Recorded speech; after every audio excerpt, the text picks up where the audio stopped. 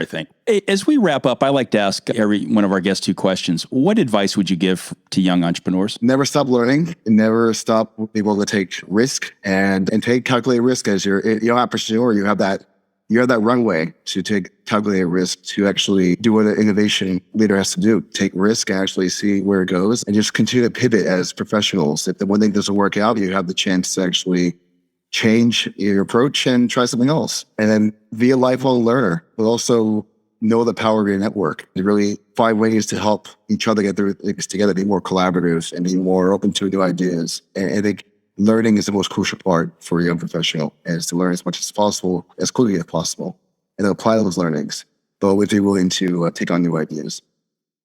And finally, what skills that you use now do you wish you would have paid more attention to back either in college or at the early part of your... I think the softer skills. I think we were so focused on running the businesses, doing the everyday work, but the softer skills, 90% of what we do is actually engaging with clients, engaging with leaders. And I had the approach I have today, or the understanding, or the depth and breadth of knowledge of how to deal with people, we can become more effective as professionals. I think there were some rough patches. We all got through that in the early part of our careers. And I think if I had that savviness, that understanding that the people component is the most crucial part, I think it would have been nice to have that knowledge back then.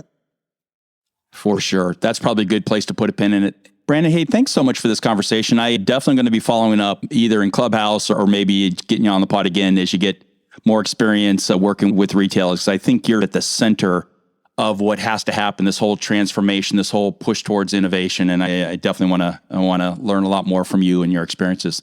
Thanks for jumping on the show today. My pleasure. Thank you, Jeff. And thank you, Brian. Look forward to the next podcast. Yeah, thank you, Brandon. Take care. Thanks for tuning into today's episode. For more info, refer to the pod notes below.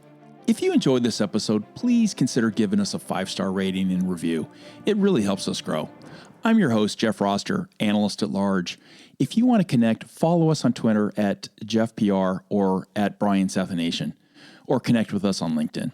Visit my website at roster.retail.com or Brian's at iterate.ai. Until next